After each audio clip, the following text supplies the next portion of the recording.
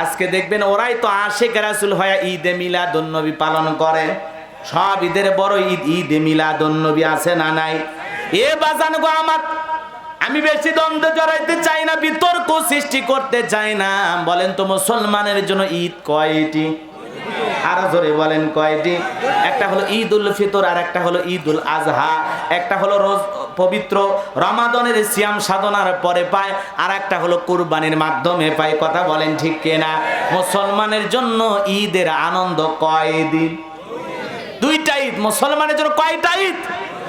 এরপরে মিলাদুন নবীর কথা আমরা বুঝি, কিন্তু ঈদে মিলাদুন নবী বলে আজকে স্লোগান দিয়া জাতির মানুষকে নিয়ে মুসলমান আছে, এক ধরনের মুসলমান আছে, ওরা বড় আনন্দ ফুর্তি করতেছে, ওরা যা খুশি করতেছে, মিছিল করতেছে, কেক কাটতেছে। আহারে মুসলমান, রসুলের ভালোবাসায় কেক কাটে, রসুলের ভালোবাসায় মিছিল করে। সেই রসুল কিনে যখন কটূক্তি করা হয়, সে রাসূলের যখন কার্টুন প্রদর্শন করা হয়, এই ঈদে মিলাদুন নবী পালন করা আশিক রাসূলদেরকে ময়দানে কোনোদিন খুঁজে পাওয়া যায় না। ভালোবাসলে রাসূলের জীবন আদর্শকে বাস্তবায়ন করার জন্য ভালোবাসতে হবে। কথা বলেন ঠিক কিনা? রাগ করেছেন মনে হয়? মুসলমান আল্লাহর গোলাম, হৃদয়ের কান পেতে কথাগুলো শুনে যাবেন। যে কথা বলতে চাচ্ছিলাম, গভীর মনোযোগ দিয়ে কথাগুলো শুনে যান, তাহলে খানকায় যারা বসে হু হু জিকিরি করে তাদের কিনে মানুষের কোনো সমস্যা। বাপরে বাপ, কত বাবা বের হয়েছে, মাথার চুলে চট, পিন্দা টাকা চট, হাতে গাঞ্জার পট। মানুষ কয় সবকিছু ছাড়িয়া তোরা বাবার চরণ ধর, আয়না বসাইয়া দে তোর কলবের ভিতর। আছে না নাই? আছে না নাই? কবা ভান্ডারি লাইন ছাড়া চলে না তো রেলগাড়ি। কয় বাবা শাহজালাল, তোর কাছে নাকি কুত্তা বিড়াল সব হালাল। জোরে কর নাউজুবিল্লাহ। হযরতে শাহজালাল কেমন ছিল? আহারে, খানকায় পীর, রাজপথে বীর, নারাই তাকবীর হুঙ্কার দিয়েছে, গৌর গোবিন্দ ময়দান ফাঁকা করে দিয়েছে। কথা কোন ঠিক কিনা? এমন পীর বাংলাদেশের ঘরে ঘরে দরকার। কথা কোন? কিন্তু এখন সব পীর না ডিজিটাল ক্ষীর। আইরে বাপরে বাপ, এমন পীরের ভুঁড়ি দেখে বোঝা যায় না এটা মানুষ না মহিলা গর্ভবতী। কথা গণ না গে, এরকম পীর আছে না নাই? যাই হোক বাজান, হক্কানি আল্লাহওয়ালারা ছিল, আছে। আমরাও হক্কানি আল্লাহওয়ালাদের সহবতে থাকবো।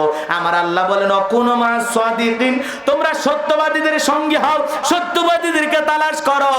যেই পীরের পা থেকে মাথা পর্যন্ত নবীর সুন্নাত দিয়ে ঢাকা, যার চেহারার দিকে তাকাইলে আল্লাহর কথা স্মরণ হয়, এমন হক্কানি আল্লাহওয়ালাদের সাথে থাকলে জীবন পরিবর্তন হবে। যে পীর নিজে ইমামতি কইরা লক্ষ মুরিদদেরকে নামাজ আদায় করে। কথা কোন? কিন্তু এমন বাবার কাছে যাওয়া যাবে না, সেই বাবা বলে পানির ভিতরে জ্বললে বাতি ঝড় বাতাসেও নেবে না। ল্যাংটা বাবার মুরিদ হইলে নামাজ রোজা লাগে না। কই এত সিজদা দিয়া কি করবি? সিজদার মতো একটা সিজদা দিবি, জান্নাত পার হয়ে জাহান্নামের তলে পড়বি। কথা কন না গা? এমন ভণ্ডদের কাছে যাওয়া যাবে? এমন ভণ্ড পীর আছে পেশাব করে পানিও নেয় না। কথা কন না? এ বলে আবার পীর। হ্যাঁ, মেয়েদের সম্পর্কে একটু আলোচনা করতে হবে, সামনের দিকে যাই। কষ্ট হচ্ছে আপনাদের? মন খারাপ করেছেন? কি পীর পেশাব করে কি নেয় না? পানি নেয় না। মুরিদে জিজ্ঞাসা করছে, বাজান পেশাব করে পানি নিলেন না? কয় চুপ কর, চুপ কর। নবীর নাতি হোসাইন ফুরাত নদীর পানি না পেয়ে শাহাদত বরণ করেছে, শহীদ হয়েছে। যেই পানি নবীর নাতি পায় নাই, সেই পানি আমি এই জায়গায় ঠেকাবো? কত বড় ভণ্ড, চিন্তা করছেন? ও যে শীতের দিনে পেশাব করে পানি নেবে না, সেইটা আর কয় না।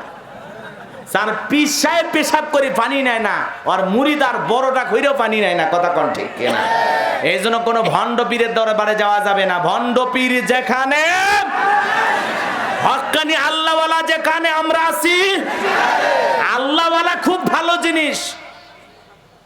পীর ধরবো ওস্তাদ, শিক্ষক হিসাবে, যে তার কাছ থেকে কিছু জানার আশায়, শিকার আশায়। কথা কন না কেন?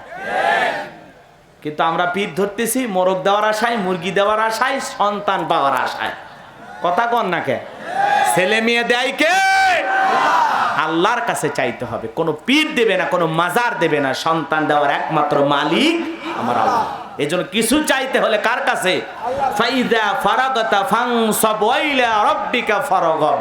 বান্দা যখন নিঃস্ব অসহায় দুর্বল হইবা, আমি আল্লাহর দিকে তোমার শূন্য হাত পেতে ধরবা, আমি আল্লাহ শূন্য হাত পূর্ণ বানায় ফেরাই দেব। বলেন আল্লাহু আকবার। এই জন্য ইমানদাররা চাইতে হলে কার কাছে চাইবে? মহিলা মা বোনেরা দেখবেন সন্তান হয় না, 52টা দরবারে 56টা ছাগল মান্নত করে। কথা কন না কে? এই জন্য মা বোনদেরকে বলবো, মা সন্তান যদি চাওয়া লাগে কার কাছে? আল্লাহর কাছে চাইবেন। আল্লাহ তৌফিক দান করো, জোরে বলুন আমিন। আমার মুসলমান ভাইরা রে,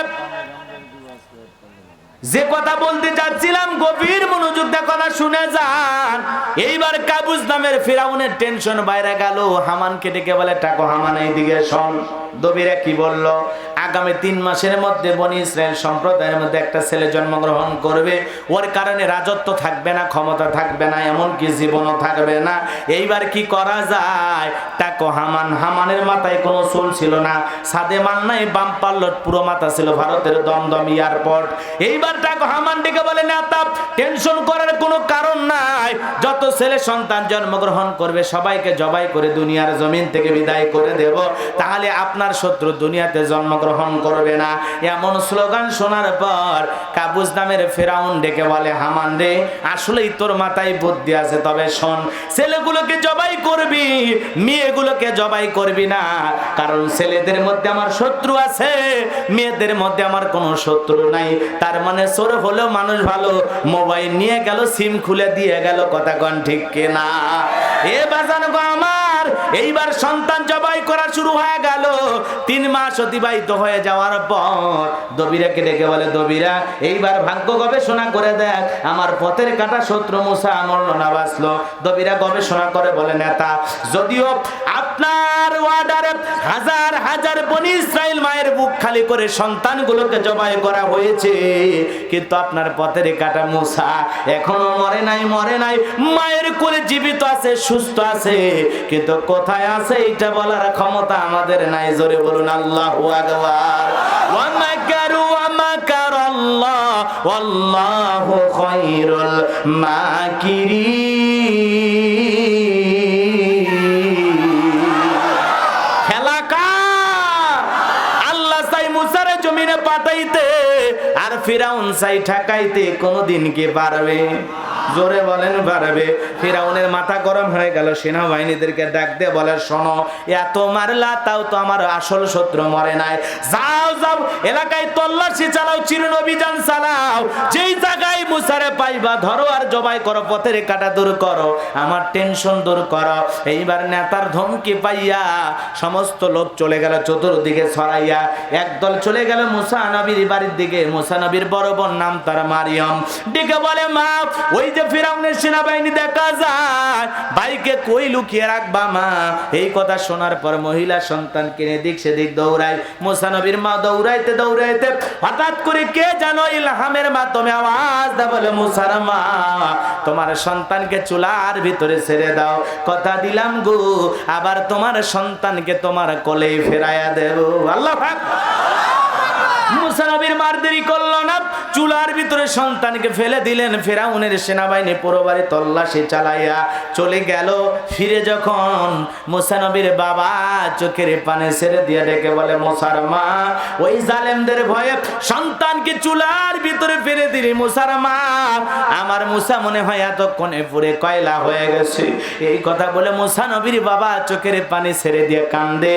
স্বামীর চোখে পানি দেখে মুসা নবীর মা চোখের পানি ছেড়ে দিয়া কান্দে। বলেন তো, সন্তানের জন্য মুসা নবীর মা বাবার অন্তরে দয়া মায়া আছে? আমাদের অন্তরে, আমাদের মা বাবার অন্তরেও দয়া মায়া আছে না নাই? জোরে বলেন আছে না নাই? এই জন্য যুবক, মাতা পিতাকে অবহেলা করা যাবে না, পিতা মাতার খেদমত করা লাগবে, তাদের সাথে ভালো আচরণ করা লাগবে। আমার আল্লাহ রাব্বুল আলামিন বলেন, ওয়া ক্বাদা রাব্বুকা আল্লা তা'বুদু ইল্লা ইয়্যাহু ওয়া বিল ওয়ালিদাইনি ইহসানা।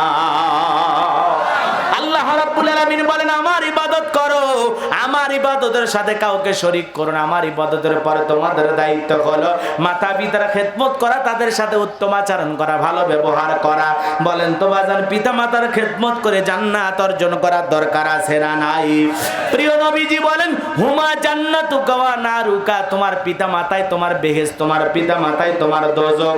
যে সন্তান পিতা মাতাকে ধমক দেয়, রাগান্বিত হয়ে পিতা মাতাকে আলাদা করে দেয়, বাড়ি থেকে তাড়ায় দেয়, বৃদ্ধাশ্রমে পাঠায় দেয়, ওই সন্তান মা বাবাকে তাড়ায় দেয় নাই, নিজের ভাগ্য থেকে জান্নাতকে দূরে ঠেলে দিয়েছে। কথা বলেন ঠিক কিনা? এই জন্য যতদিন বেঁচে থাকবো পিতা মাতার খেদমত করার দরকার আছে না নাই? জোরে বলেন দরকার আছে না নাই? কারা পারা পিতা মাতার খেদমত করবেন? দু হাত তুলে আল্লাহকে একবার দেখান। পিতা মাতার মনে কখনো কষ্ট দেব না, মনে থাকবে তো ইনশাআল্লাহ? সবাই পিতা মাতার খেদমত করবো তো ইনশাআল্লাহ?